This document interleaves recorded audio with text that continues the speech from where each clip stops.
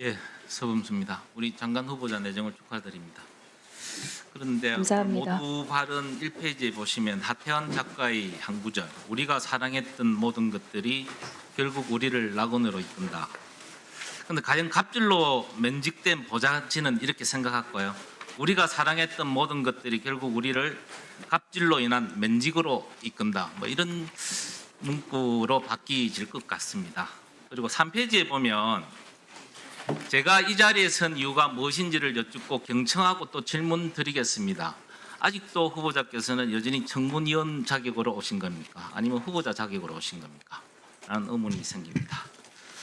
자, 그런 건 그렇고요. 7월 10 오늘까지 19개 부처 장관 후보자가 다 내정이 되었습니다. 그렇죠? 후보자님. 네, 그런 걸로 알고 있습니다. 이재명 정부 국정기획원에서 활동한 위원은 딱 한 명입니다. 그죠? 장관 후보자 내정된 사람 중에 그렇다고 알고 강선우 있습니다. 후보자죠. 그래서 그 위원장을 포함해서 국정기획위원회가 50여 명이고 그중에 현역 의원이 22명입니다. 당초에 국정기획에 출범할 때는 사실은 국정기획위원회 가면 장차관으로 입각하기 어려울 거다. 왜냐? 한 2달이라는 짧은 기일에 주요 정책 방향을 설정해야 되기 때문에 도중에 사퇴해버리면 여러 가지 업무 공백 내지는 업무의 차질을 가져올 수 있다는 이야기들이 들렸습니다. 그럼에도 불구하고 우리 후보자께서는 그 50여 명의 내노로 하는 50여 명의 기획위원 중에서도 특히 22명의 현역 위원 중에서 유일하게 지명이 되었습니다. 이유가 뭐라고 보십니까?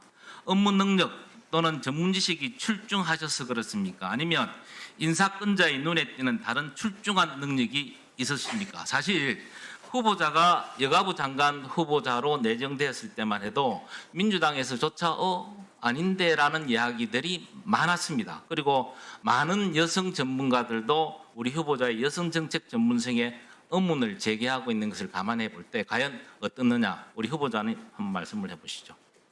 존경하는 서범수 위원님께서 지적해 주신 여성 관련 전문성이라든지 아니면 저희 당 내에서 지적해 주신 그런 뼈아픈 지적들은 제가 만약에 장관이 된다면 여러 위원님들께 더 여쭙고 더 공부하고 그리고 현장과 더 소통함으로써 부족한 부분을 최선을 다해서 보완해 나갔다는 자, 말씀을 한번 보십시오. PT 사진 한번 보십시오. 아니요, 다음. 이거 보시면 기억나시나요? 2023년에 우리 이재명 대통령이 민주당 대표였던 시절 단식 투쟁 현장을 찾아서 후보자께서 우리 이재명 대통령 알뜰살뜰히 보살피는 사진입니다. 동그라미 안에 그 까마옷 입으신 분이 누군지를 아시죠? 후보자 많으시죠? 네, 맞습니다. 그래서 제가 이런저런 것을 볼 때 후보자가 여성 그리고 가족에 대한 전문 지식이나 경험을 통해서 성평등 가족부의 학대 등 해난 해결의 능력자로서 기대되어 임명되었기보다는 인사권자의 대통령의 신기 경호의 달인으로서 픽된 보훈 인사 또는 측근 인사의 전형으로 밖에 볼 수 없다.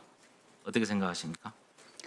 존경하는 서범수 위원님, 물론 그렇게 비판적인 시각으로 보시는 분들도 계실 거라고 생각을 합니다. 그리고 그렇게 보시는 시각은 충분히 자유라고 생각을 합니다. 다만 알겠습니다. 예. 저 당시 상황을 조금만 설명을 드려도 되겠습니까, 아니요, 위원님? 시간이 없어서 잠시만 나중에 할게요. 게다가 최근에 갑질 의혹이 많이 발생을 하고 갑질의 대명사로 지금 두각을 나타내고 계시는데요. 갑질 의혹도 있고 거기에 대한 해명도 허위로 판명이 나고 그리고 제보 보좌관에게 2명에 대해서 고발 조치를 하겠다고 지금 입틀막을 하고 계시거든요. 다시 한번 묻겠습니다. 우리 2명의 보좌진에 대해서 법적 조치를 하실 겁니까? 한 적 없습니다, 위원님. 하겠다고 예고를 하셨거든요.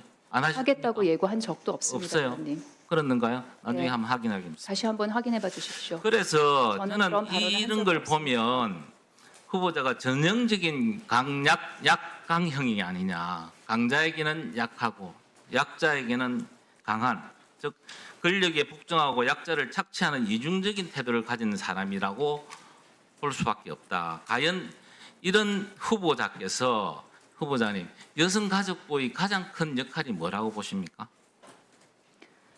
여성가족부가 하는 업무는 굉장히 다양합니다. 예. 그런데 통합적으로 말씀을 알겠습니다. 드리도록 제가 나중에 말씀을 다시 드리겠습니다. 그래서 결국 제가 보기에는 사회적 약자의 권익 보장이 큰 비중을 차지하고 있다고 봅니다. 그렇죠? 동의합니다, 네. 위원님. 그런데 이런 약강의 인물이 과연 사회적 약자의 권익 보장에 얼마나 진정성을 가지고 있을지 참 우려되는 부분들이 많습니다. 이 부분에 대해서 한번 말씀을 해주시죠. 관련해서 나오는 의혹들에 관해서는 제가 청문회를 진행하는 중에 더 소상히 설명드릴 기회가 있을 걸로 봅니다. 위원님께서 주시고 계신 그런 우려하는 점들 없도록 잘 하겠습니다. 그리고 다시 한번 말씀을 드리겠습니다. 아까 제가 잠시 의사진행 발언 때도 이야기를 했지만 감사원 권익위 인권위 관련 우리 후보자께서 개인정보 제공에 미동의를 해서 자료 제출을 안 한 게 많습니다. 이게 갑질의 대명사가 된 분이 이런 부분을 발견하고 보니 결국은 이걸 감추기 위해서 그런 게 아니냐라는 합리적 추측을 가질 수밖에 없다. 그래서 이건 단순한 자료 제출 거부가 아니라 인사청문회 거부나 다를 거라고 저는 봅니다. 그래서 이 자료 제출을 언제까지 해주실 겁니다. 그리고 이 자료 제출을 해주셔야 인사청문회 다음 인사청문회가 그대로 진행이 되실 수 있습니다.